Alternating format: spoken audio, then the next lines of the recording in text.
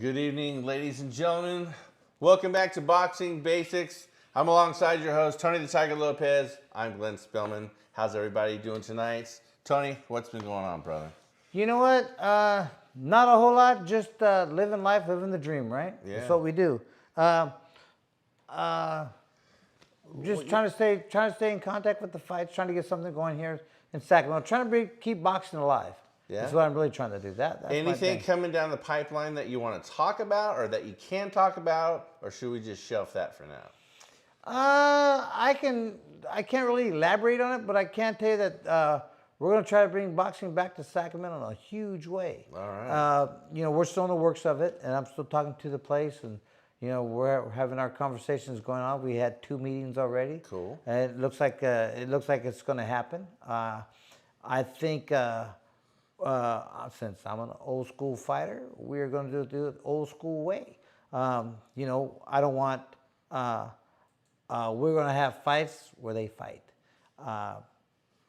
We're going to make the matches. We're not going to make them one side like they do nowadays. It's ridiculous to me. Right. One guy's 15-1, the other guy's 0-6. Right. And they're matching them. How they get away with that is beyond me. So we're going to make our fights pretty even. I think we're going to change the way make it more of a show me what you can do and you get paid a little bit more. Okay. I think that's going to do good. I think there's going to be a few changes, and we're not going to use just Sacramento fighters. Of course, we're going to start off with Sacramento fighters, and I want to run a tournament 2 years to a title. Keep them busy, keep them fighting, and just because it's a tournament, so just because you lose doesn't mean you're out. Right.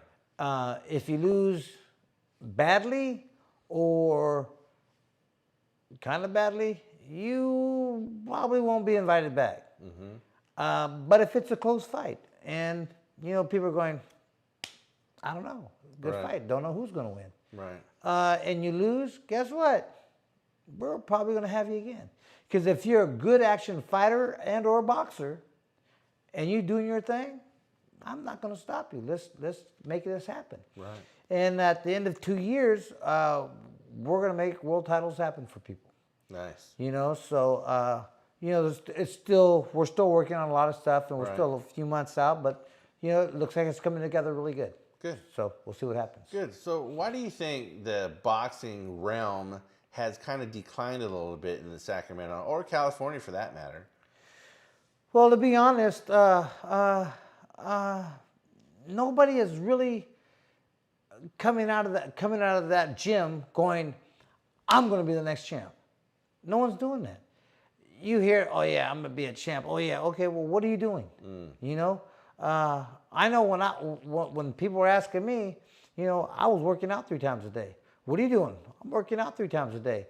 Plus, I have a job. Whether I was working at a Muddock's Brick Company or I was throwing lumber around, I always had a job when I was working out. I had to find time to do what I had to do. I had to get up really early in the morning to go run. I had to train later in the afternoon. I had to go back to the gym again that night. I had to work out 3 times a day. Right. And, so those are the kind of fighters. We're looking for people that want to win. The money's going to always be there. You sign a contract, you're getting paid. So as a fighter, I never worried about the money. I could care less about the money. To a point, you can care less about the money. Right. And what I mean by that is you're going to get paid anyway. You know what you're going to make. Your managers make that happen. You know, you put your trust in your managers, and guess what? The fight's going to happen. With me, you know, okay, I figured, okay, I'm getting paid anyways. But if I win, I get paid more. You know, and that's the way it's always been. I'm going to do it a little bit different, but with the same concept of if you win, you're going to make it a little bit more. You know, and so your incentive to win fights is there. You know, people now, they're, you know, you get two guys, one's making $9,000 for a 10-round fight, one's making $10,000 or $11,000 for a 10-round fight. Well, no incentive, you're making money anyways. Exactly. You know, so, and it's not bad. And so, you know, you go out there, you change the way the levels of pricing is. You go, okay, the winner's going to get this and the loser's going to get this. I can't determine who's going to win or lose. None of my business. I could care less. You know, I learned a lot while I was fighting. You know, because I always talk to the promoters. I always talk to different people, and you learn to understand where they're coming from. Like I learned a lot from Don Chargan, the guy that brought me up throughout Sacramento. Learned a lot from him. I sit back, I watch the deals be made. I watch the managers and promoters shenagle with each other, you know, and how I felt I was treated back then, whether it be good, bad, or ugly. You know, I still had it going that way, and then you know, and as I won titles, you know, the Cedric Kushners of South Africa, the people from back east, Don King, you know, and you know, like with me, everybody says they hate Don King, and they always ask me, how do you feel about Don King? Paid me well. I ain't got nothing bad to say about that man, you know. I love his, you know, if you talk to him, he's a really good guy. He's a good dude. He's very, very knowledgeable about what he's doing, you know. And everybody says, oh yeah, he rips everybody off. He does this, he does that. Well, man, back in the 80s and 90s, fighters were kind of cocky. You know, if you were a world champion, you had a train of 50, 60 people coming up through the ring with you. Guess what? They're on your tab, buddy. You know, I mean, you're the champion of the world, but you ain't all that. You know what I mean? So me, I had the important people with me. I had my cornerman, I had my sparring partners, I had my, you know, my trainer. You know, I had the people that I need. I had my family there. You know, you take care of the people that take care of you. Right. You know, so my circle, or shall you say my, what they call it, your entourage was very small. So it didn't cost me, you know, hundreds of thousands of dollars to go train in Big Bear Lake or something like that. You know, you spent money and you spent thousands, but no one near, because I'm not trying to tag along with 60, 70 people with me. Right. You know, and in them days, you remember the big old long trains they had coming to the fights. Yeah. That's what they were. You know, almost everybody's on your ticket. You know, and you're paying for all that. Someone's got to pay for it. And you know, dealing with King was really, really, really interesting. I learned a lot from him. You know, he's a man trying to make a living. You know, and everybody gets mad, even in business, on the business side, because I also own a couple businesses, and you know, even on the business side, oh well, you know, he's making all that money, and I'm only making this much, and blah blah blah blah blah. But wait a minute, buddy, ain't I taking all the risk? Ain't I have to cover your butt when you ain't here? Don't I have to do this when you're gone? When you get sick, who pays that? You know, I got all these other bills that they're not thinking about. You know, I got all this other, I got taxes, I got this, I got that. So it's not easy. I live in California. It ain't easy to run a business in California. Right. You know, so I own a bail bonds company, and they're going, man, I see all this money coming across the board, man. Why can't I get a raise? Well, I'll tell you what. I'll give you a raise, but I'll tell you what. One of these guys jumped bail. You want to go with me? I'll take you. And everyone wants to go, oh yeah, I want to go, until it's time to go. Right. You know, oh, well, you know what? I got a party I got to go to. Oh, well, my mom is this and this and that. Come on, man. This is why I make a little bit more than you do. Right. But guess what? I don't make all that much. What you see coming through here comes in one hand, goes out the other. And that's what it is. Welcome to the life in California. It is what it is. So I opened up a plumbing business. And this started to take off. And at the same time, check this out. I'm not making a ton of money there either. I drive around with a truck with $35,000 worth of tools in that stupid thing. That money's got to come from somewhere. Someone's got to pay for it. And until I recoup that, it's me. I'm paying for it. And that's really what it is. So, like with Don King, I learned a lot with him. We had conversations. I think he's a really interesting person. I think he did what he had to do to make it boxing because it was tougher back then when he got into it.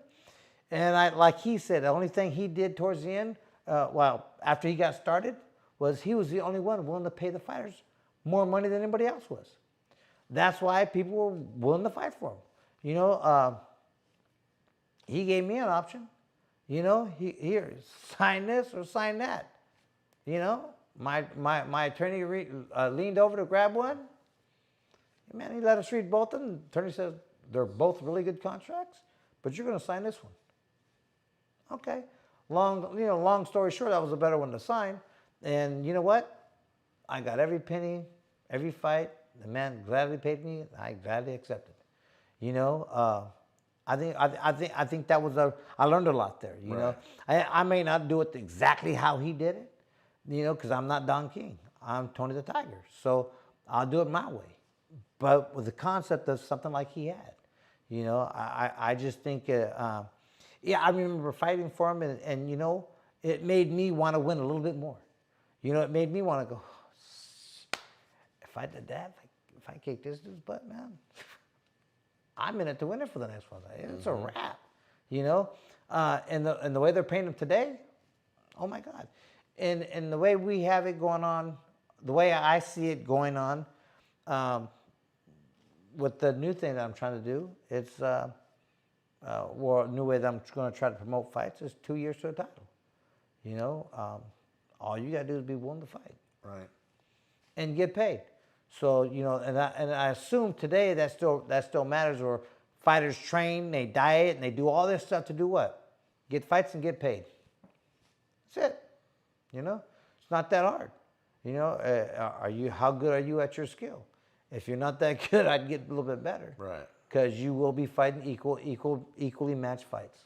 I'm not going to do this one-sided stuff. I'm not doing that. I'm trying to develop real fighters. Whether they come from California, from another state, another part of the world, they're coming to fight. And I think that's going to bring boxing back like Sacramento's never seen boxing in the last 25, 30 years. Nice.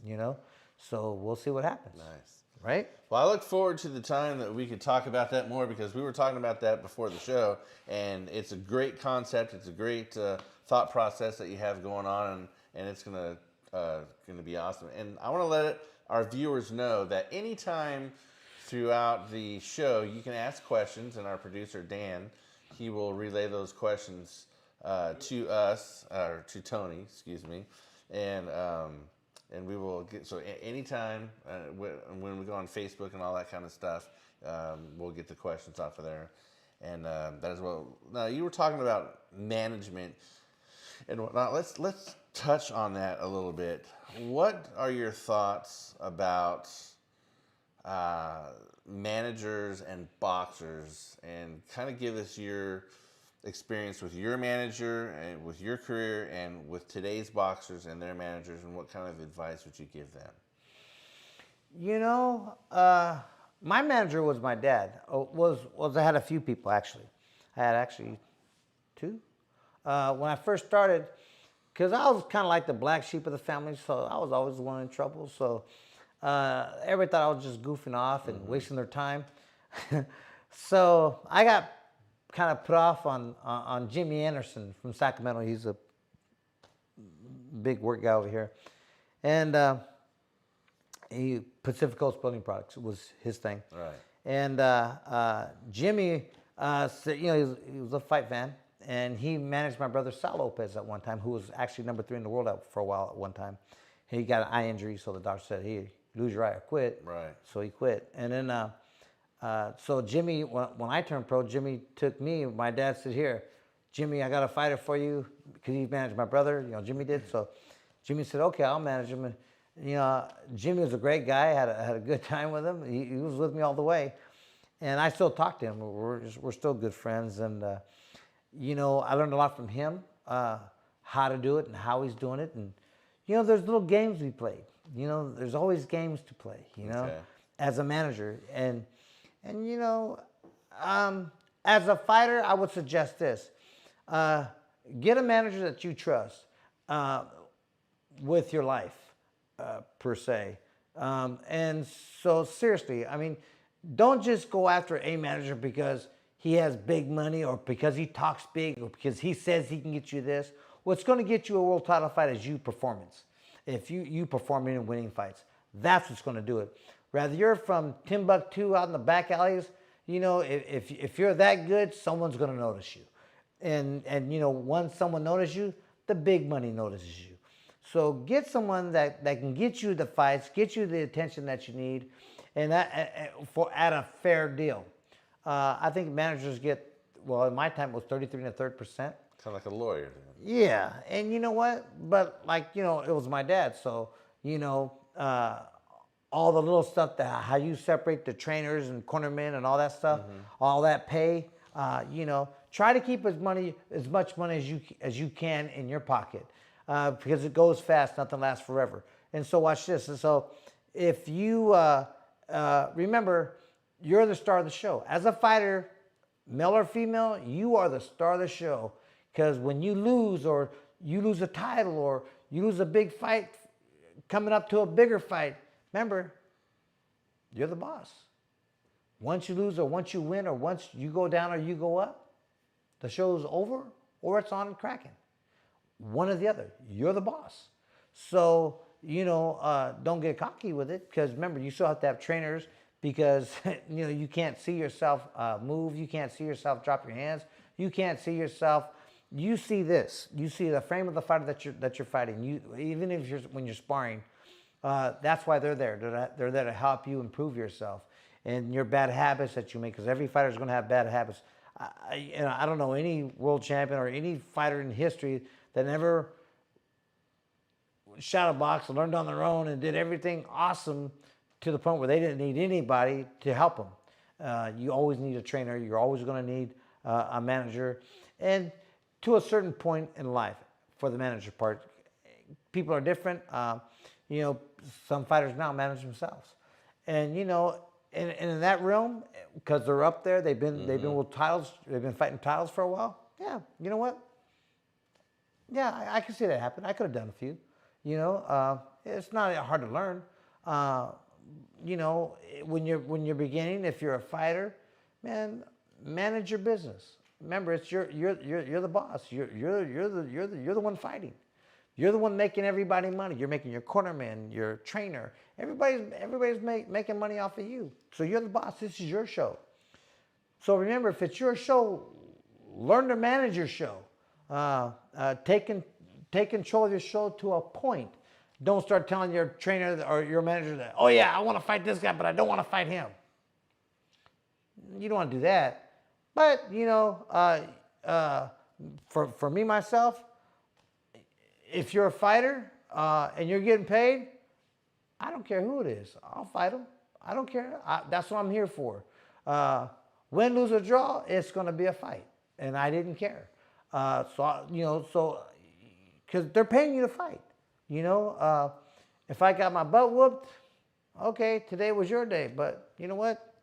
Tomorrow's a new day, and I might whoop your butt tomorrow. So, and that's how I really feel. So as a fighter, man, it's good to watch yourself. Don't overstep your boundaries, because you have a manager, because hopefully your manager knows something about boxing. You have a trainer because hopefully your trainer knows something about training, because some of the fights that I watch now, there's a lot of trainers that don't know anything. I'm not saying Pac-Man didn't do a lot for boxing. He did. So let's clear that up right now. But let's be truthful. He's a southpaw. How many world champions did he fight? Or how many world top contenders did he fight? A lot. how many knew how to fight a southpaw? Very few, if any of them. Even when Marquez knocked him out, man, Pac-Man comes in with his hands down all the time. He's a southpaw. It's fighting for position with a southpaw. If you're a right-hander trying to fight a southpaw, tell your trainer, how do I fight a southpaw? You have to fight for your position, meaning your feet position. If you position your foot on one side of his lead foot, you're in the way of his right hand, of his power left hand.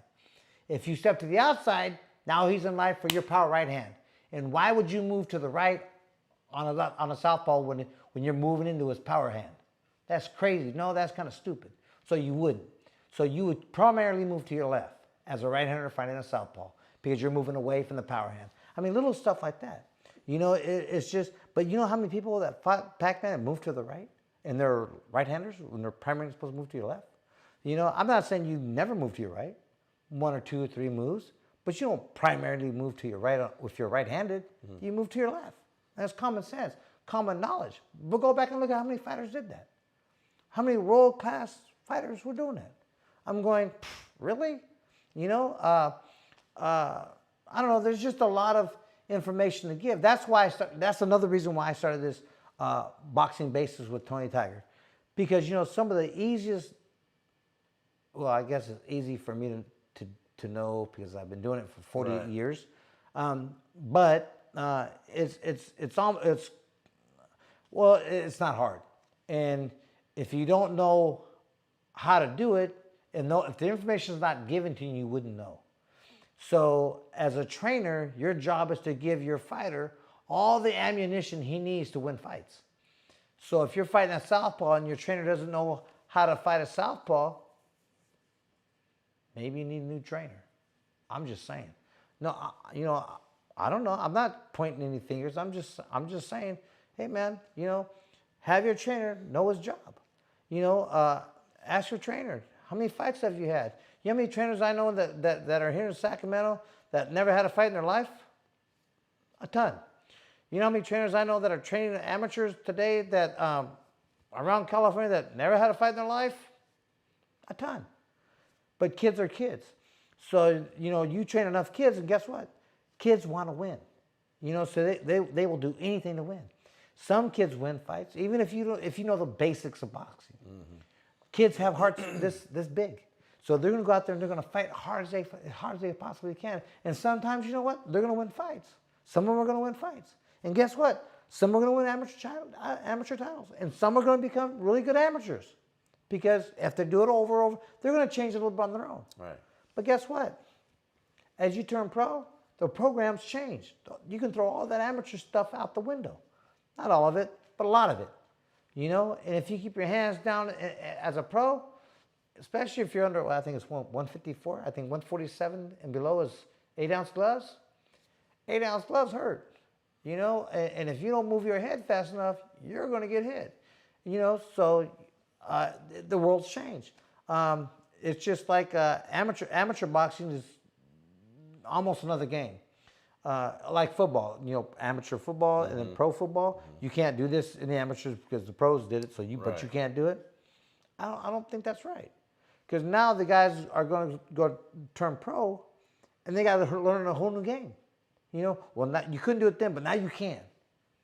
Really, as an amateur, when I teach an amateur how to fight, when I'm teaching amateurs, I teach them sidestep, head movement. I teach them everything, how to block, parry, all that. You know, you don't even see that anymore. I teach amateurs how to fight southpaws. I teach southpaws how to fight right-handers. Well, they primarily know anyways, but you can teach a southpaw how to fight a southpaw. Because how many southpaws fight southpaws? Not very often. But if he knows, I don't care who he fights, you know, he's prepared for him. Because that's my job as a trainer, to make sure my fighter has every opportunity to know everything he knows before he even fights. You know, because in the amateurs, you can fight anybody. You go to a tournament, and there's Joe Schmo, and there's Joe Schmo's brother and cousin and friend, and you can fight anybody, you know, especially in tournaments. So you don't know if he's right-handed, left-handed, tall, short, fat, wide. You don't know. So when you get in there, you got to be very prepared for everybody. You know, you should have that. Your trainer should have you prepared for everybody. You know, that's just what I believe. You know, my trainer was Jerry Jacob. He passed away recently. But I'll tell you what, you know, boxing is not you get the parents to go to the gyms and they're going, oh, don't talk to little Johnny like that. He's sensitive. Look, lady, I've had parents, I told parents to leave the gym. I don't want you here. You know, if you don't want your kid to learn how to fight, take him with you. I ain't got time for that. You know, this is a gym. Boxing is not tic-tac-toe. Boxing is not Barbies. Boxing is not a snow fight. It's where I'm teaching your kid to hit and not be hit. I'm trying to protect him as much as I possibly can. Of course, if you get in a fight, you're going to get hit. So guess what? He's going to have to take that hit and keep coming. You know, that's the nature of the beast. So, you know, boxing's got that old school boxing has that, you have Michael Carbajal. Michael Carbajal was 112 pounder, I believe, 6-time world champion. Good at what he did. Mm-hmm. You know, I bet you his mama never told him, don't hit Michael so hard. Right. You know? Right. Didn't happen, you know? So you get the moms in the gyms or the parents in the gyms. You get a lot of parents that go take their kid to the gym once or twice a week. Pops hangs out for a minute. There's 15 kids in somebody's garage, and they're charging $100, $150 a month to train there. Pop starts going, oh my God, he's got that's $1,500 a month that this guy's making after work and just training kids. I could do that. So he comes a little bit more. He might come twice a week now. 4 or 5 months later, he might turn around and open his own gym in his garage.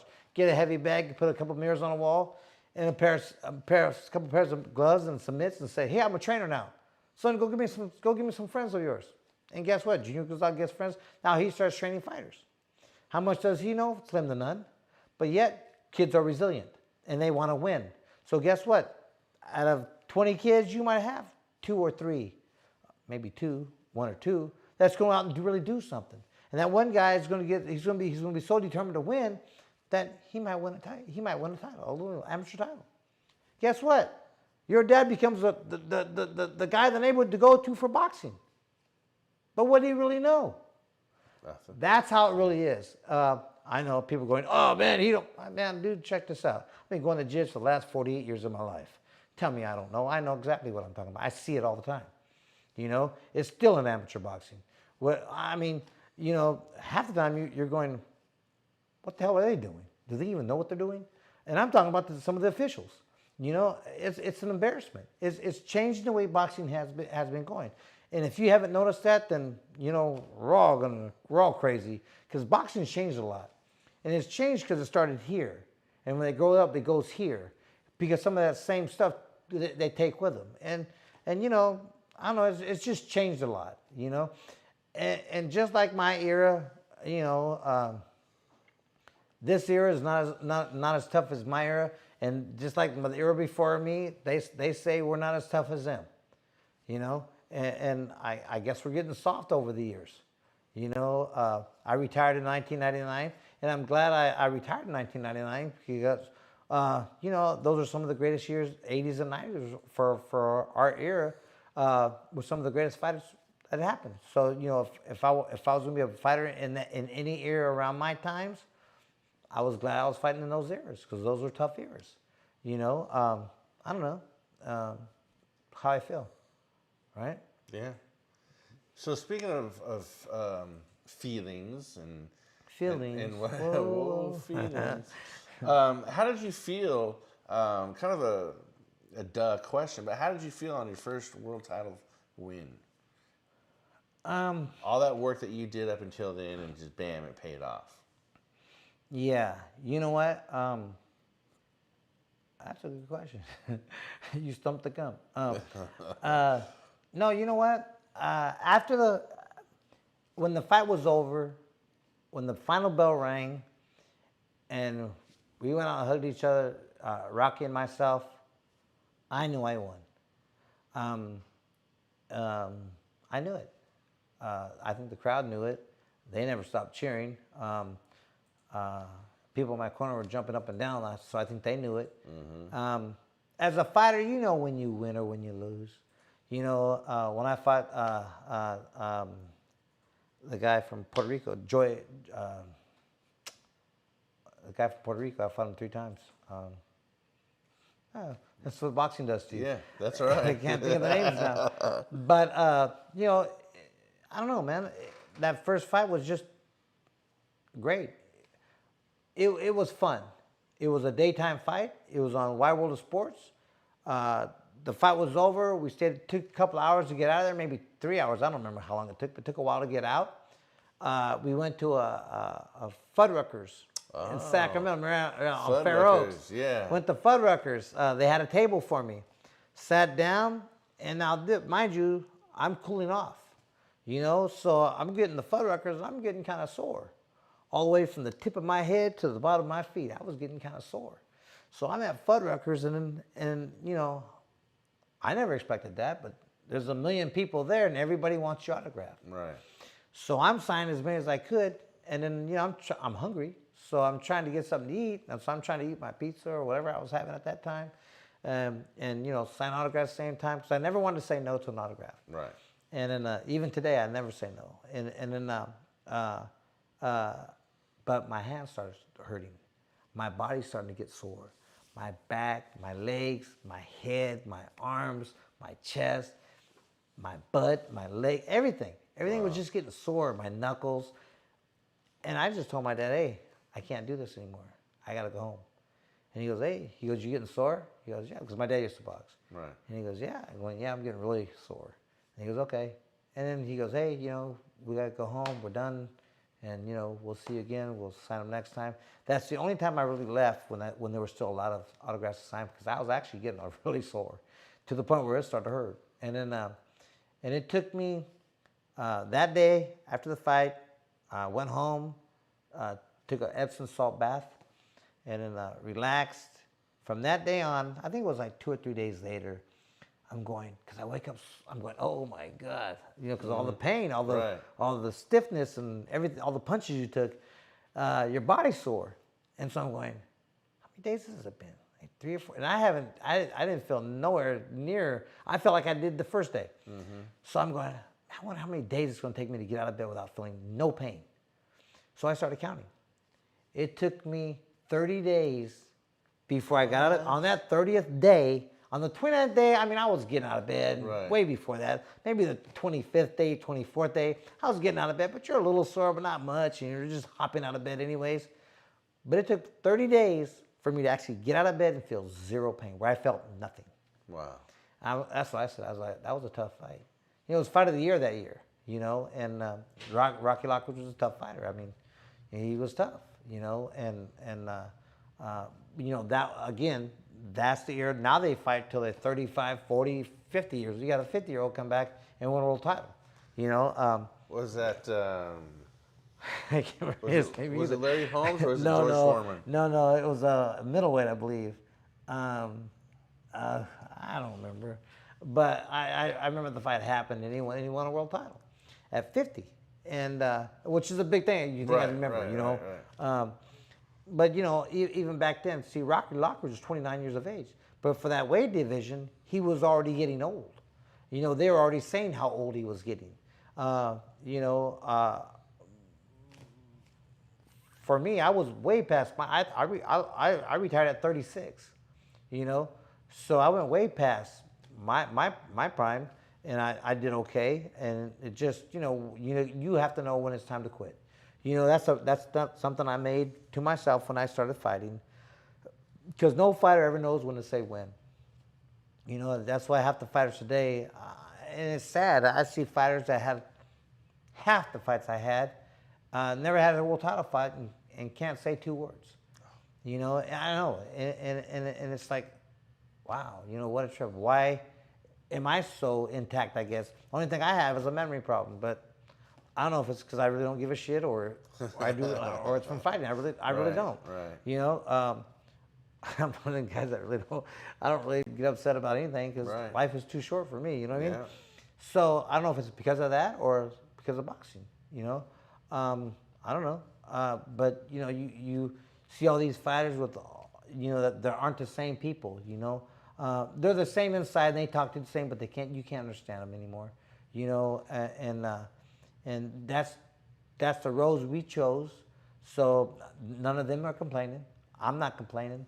If I end up talking to my mitts one day, I had a good life. I'm not going to complain. It's just boxing. It is what it is. Mm-hmm. So no one ever said, "Hey Tony, I'm forcing you to sign this contract. Go out and do it. Right. You're forced." I don't believe that. I did on my own. I knew it could happen. I knew I could walk in that ring, and guess what? One day I might die. It could happen. There's fighters that died in the ring. So it's not like it's impossible or it's never happened. It's happened a lot. Not an everyday common thing, but it's happened a lot. So every time I sign that contract, I know what I'm signing. I ain't got to go after nobody because I can't remember nothing or because we care to remember nothing. I don't know, So I don't feel like no one owes me anything. No promoter owes me anything. I'm happy with all the promoters that I had. Cedric Kushner, Don King, Don Chargan, they were all great promoters. We all worked together fine, perfect. We all made money. No one's complaining. You get some fighters that say, "Oh man," and here's what they say nowadays. I never said this, but here's what they say now. "Oh man, I'm only getting $3 million for that fight, man. That promoter's making multi-millions of dollars." Well, that's because he's taking a big risk. People keep forgetting that. I promoted a few fights. I remember putting over $100,000 out on a few fights, and so if I'm paying the main event $10,000, $15,000, and he's going, "Well, I only made $10,000 or $15,000 for this fight, but the promoter, he made all that money. But I also put out $100,000 to have this fight." So yeah, I'm the one that took the big risk. I'm the one that risked that people come. I'm the one that took the risk that I can pay all my bills and still make a little bit of money. I'm the one that took all the risks. So if I take all the risks, shouldn't I deserve more money? Of course I do. That's called a business owner. That's the difference between employees and business owners. Mm-hmm. That's the difference. Employees go to work. Business owners are going, "Man, I got to sell some stuff today. I got bills I got to pay. Mm-hmm. I got to make something happen." And it's the same thing for sports. As you're the promoter, I'm not mad at you. Just give me what I want. If I sign a contract, guess what? I'm not mad. Right. Yeah, buddy. Right. And it is what it is. So now they're complaining because they didn't get $10 million. They only got $3 million. I never made $3 million in one fight. Had a fight of the year. Had runner-up fight of the year. Had all kinds of stuff. 15 world title fights. How many people have 15 world title fights nowadays? Won 12 of those. I'm not complaining. Never complained. I love my life. I love what the sport did for me. It made me who I am today. It's given me a lot of opportunities. I still reap opportunities from what I've done. It's been a great life. Yeah. So if you're fighting now, realize that one day that. Remember, the first time, especially if you're in the top 10 of the world or you're or fighting for a world title, the day you lose, you're pretty much out of a job, buddy, especially as a world champion. That's the way you got to look at it. That's the way I looked at it. I lost my title. I thought, wow, I'm out of a job. But that's really what it is. Right. Right. So you have to work twice as hard to get your job back. So you work twice as hard to go back and win another title. I lost my title. Well, shit. I have to get me another title. Mm-hmm. That was my attitude throughout the whole thing. I mean, and it's not being cocky. It's just I know when out of the 8 losses that I lost, I had 8 losses. Out of the 8 fights that I lost, I can tell you firsthand, 4 of those losses, my fault. I didn't put out what I should have. I didn't do the things I should have done. I never skipped out on training. I just did put forth effort during the fight. I just wasn't in the mood, if you can believe that. I mean, they're called bad days. Right. People have them. Right. You go to a bad day at work, and it's just you and the people around you that know you're having a bad day. You're going, dude's a punk today, And you're just having a bad day. Well, if I have a bad day at work, you know, the whole world knows about it. You know, so for those fights, I took some ass whoopings. Um, but you know what? There's no shame in it, because not one ass whooping that I got, I gave a little back. I may not have gave as much to him as he did to me that day, but you know what? But my thing was, okay, today was your day, partner, but tomorrow we can fight again, and guess what? I'm still coming at you. So it's no big deal. You know, if I lose, my first thought was, get in shape, give me another title. Every time. You know, I think it's a mental game. It really is. You know, and you got to be mentally tough. You got to take all the blows along with the good. You got to take the bad. You know, I don't know. You know, if you're fighting big fights, or you're even as a preliminary fighter coming up, let's say you had 3 fights, you're 3-0, and you're fighting a guy who's 3-0, 5-2, whatever. Let's say he's 10-6, or he's 10 fights with 6 losses, and you think, oh yeah, I can beat him. Okay, well man, look, do your due diligence, because remember, he's got more experience than you. Let's say you're 4-0, and he's 10-6. He's got experience on you, and he's trying to get better his record. And with you, beating you would be a good hit for his record. So he might train a little bit harder for you. He might run a little bit farther for you. He might just be in a worse mood that day for you. Remember, just because you have an old record doesn't mean he's not trying to win one. If you fight a guy who's 0-5 and you're 5-0, remember, that fool's looking for his first win, and you might be it if you ain't on your toes. You know, and that's how you have to look at it. That's why I've looked at it. You know, I don't care who I fought. I never fought no one 0-5. But you know what? I don't care what his record was. He's kept to the fight because he thinks he can whoop me. You know, well, okay. Well, on this day we're gonna see who can whoop who. You know, so you prepare yourself to the best that you possibly can. Eat the right foods, diet right, start your diet early, keep your strength. I mean, there's all kinds of stuff you can do. You know, and so I don't know. I just feel like, as a fighter, if you're gonna put yourself on the stage, man, don't make a fool of yourself. You know, go out there and put out and do due diligence, work hard in the gym. And if you fall a little short that fight, that's okay. You can't win them all. No one ever does. You know, no one does. Nobody. Not even 50-0. Nobody does. So, you know, do you due diligence? Go back to work. Go back to the gym and work harder. That's all I've ever did. Right. John Molina was the name I was looking for earlier. Second fight, we had the first fight. Our first fight was kind of like real close. But you know what? That first fight, it was a draw. Okay, it was a draw, no big deal. But I really wasn't into it. You know, because it's like you waking up every day and one day you're like, oh man, I'm not feeling it today. You know, I wasn't feeling it that day. I remember that fight, the very first fight. I remember it. I didn't know anything about him. He was super fast. He moved a lot, which to a fighter is a big problem when you have to do this all the time. When you're used to just going there and banging, you know, because he was a boxer mover and he did really well. I ain't taking nothing from him because he had me guessing, you know. Right. And he was hitting me from here, every angle. I mean, he was all over me. And then, you know, so we got to draw the first fight. And I thought, okay, I actually thought I won. You know, we're in Sacramento. We're here. I think I edged it out. I don't think I edged it out by much. Maybe a round, 2 if I was lucky. You know, if all 3 judges had me winning by 1 round, dude, I only won by 1 round. It's just everybody thought the same idea about 1 round. You know, so when they say unanimous decision, it doesn't always mean it was a huge win. It just means that, dude, maybe they all thought you won by 1 round. That's not a big win, dude. Right. You got lucky. You know what I mean? And so we got a draw. The second fight we had again, and I got caught in my eye. I had a blown out eye socket. Oh wow! And I believe he threw a right hook. I never saw it. So all I seen was a piece of skin color at the tip of my eye right here when it actually hit me. And the only thing I can think of is I remember slipping under a right hook, but I came up right away, and I never saw it. So But I think it was his elbow caught me right on my eye and forced my eye back. And you have a socket back there, and all the tissue had nowhere to go, so it blew a hole in my socket.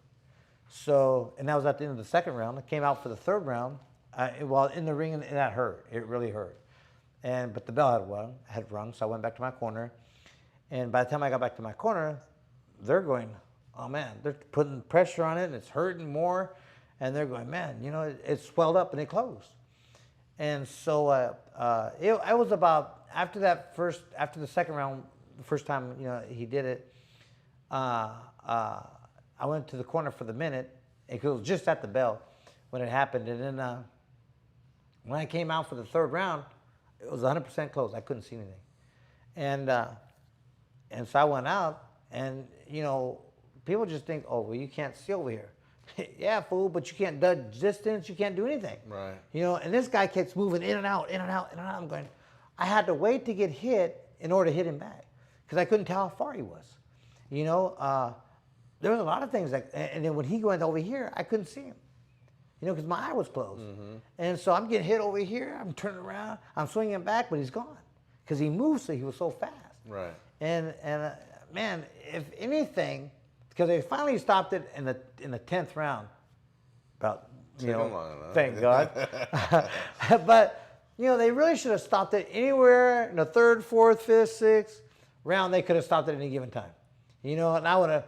I didn't complain when they did stop it, but then I would have been like, oh, thank you, God.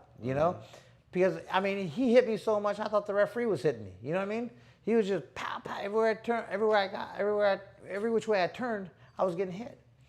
But I kept thinking to myself, I can get lucky, fool. So I just kept trying. I couldn't hit him, couldn't see him. So I was swinging in the air. I don't know, his distance was off. I really couldn't do anything. And finally, in the 10th round, I think on the car. I think in the 9th round, I actually won the 9th round. Just because he was tired of whipping my butt. He made him tired, and he really didn't do nothing in the 9th round. And I was still trying to press in the fight and trying to make things happen. And in the 10th round, I don't think I was doing that bad, but I got hit with 2 jabs, right on my forehead. My head went back twice, and the referee says, "Okay, that's it." In reality, in the ring, I went, "Oh man," because I'm thinking I only have 2 more rounds. Right. In the last 2 rounds, I was going to give it all. I was going to get knocked out or give it all or catch him, one or the other. And they stop in the 10th. And so I'm going, because it's championship rounds, so it's always championship rounds for me. So they stop in the 10th, and I went, oh, man. On TV, it looks like I'm complaining. And, I had to make it look like I was complaining. But inside, I'm going, thank you, Jesus. Mm-hmm. Because, dude, if he hit me in my arm, it vibrated my eye, and my eye hurt. So immediately we went to the hospital after that. They had to pull my eye out, fill it full of. They chipped my bone here, put a piece of bone in my eye socket, plastic over that, put my eye back, and I have no problems with it. Ain't that crazy? That's modern technology at its finest, baby. That's crazy. And then he says, and it was Dr. Appleblatt in Sacramento. It was some lady. And I'm thinking I'm going to do a couple days in the hospital, right? So I'm thinking, okay, I'll just kick back for a couple days, get some ice cream or whatever they give me, you know what I mean? She goes, oh, no. She goes, after this, this is an outpatient. I'm like, outpatient? Yeah. She took me out and it woke me up. Time for you to go, buddy. Wow. And I was home. I had a babysitter for 6 months. And at the time, everybody in my career, my trainers, managers, everybody, friends, and nobody really wanted to talk to me. Because I got my ass beat, right? So no one really wanted to talk to me. And I'm going, why is nobody calling me? Why does nobody want to talk to me? What's up with everybody? So I called my good friend. And he goes, I go, dude, it's been 2 weeks, man. Where you been, fool? And he goes, oh, man, Tony, man, you know what? I didn't want to disturb you. I didn't want to bother you. I don't know how you were going to act. I know you were going to be down. I go, I ain't down, fool. I go, let's go out. He goes, you want to go out? Hell yeah, I want to go out, man. It's over. It's done. I'll get it back. Let's go. So then I started going out and hanging out with my buddies again. But it was a trip that nobody really wanted to talk to me. Oh, wow. They didn't know how it was going to be or how it was going to act. I'm going, that was the one fight. I'll get it back. I'll go get another title. And then 6 months go by, and everybody had me out for retirement. They said, no, you need to just go to pasture. Pretty much is what they were telling me. I mean, that's kind of what they were saying. Yeah, Tony, you know what? Just go to pasture. You know, get a job. Go do something. I'm thinking, you, buddy, you go get a job.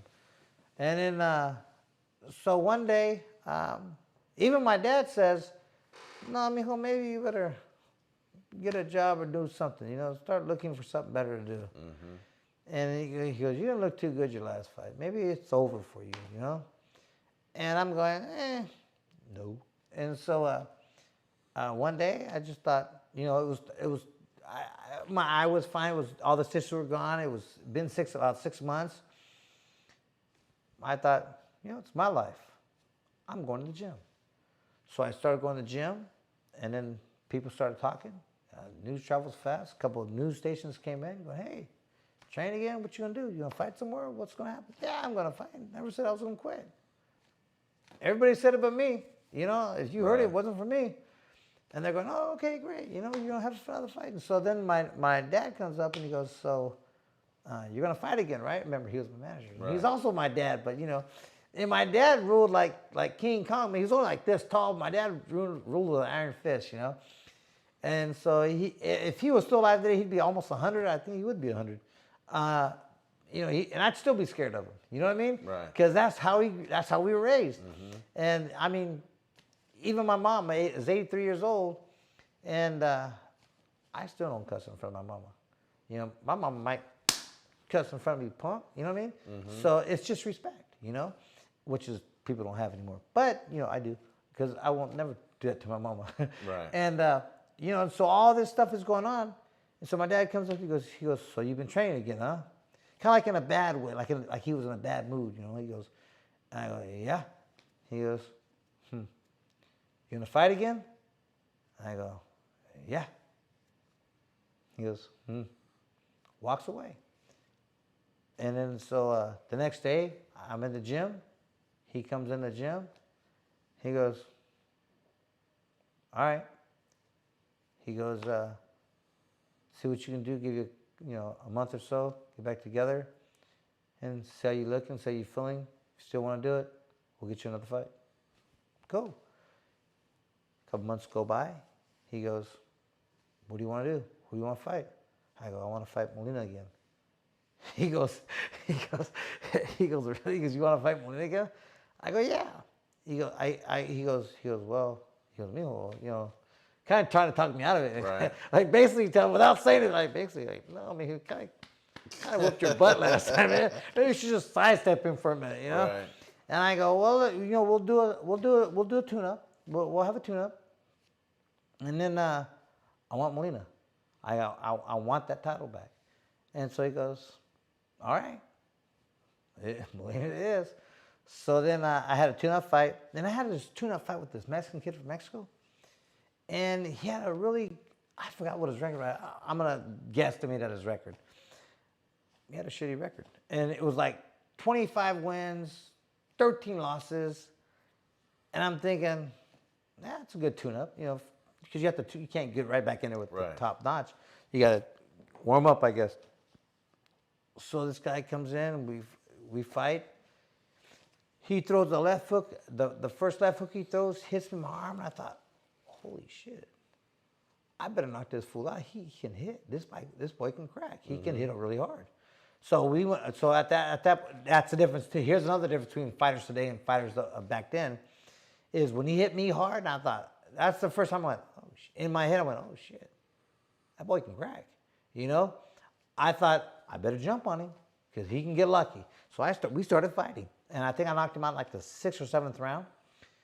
And after the fight was over, I found out that most of his wins were by knockout. I'm going, duh. Yeah. Of course they were, you know. But, you know, and that's the difference too. You know, my era of fighters wanted to win. You know, you hit them hard, they fought harder. Tim Brooks from Sacramento. I fought Tim Brooks. Tim Brooks was an up-and-coming fighter. We were both kind of up-and-coming. Right. And then we had a fight. We had a couple fights. He was bigger. We weighed the same, but he was always a little thicker. You know, I always wondered how he made the weight because he was so thick. He was a big old buff dude, right?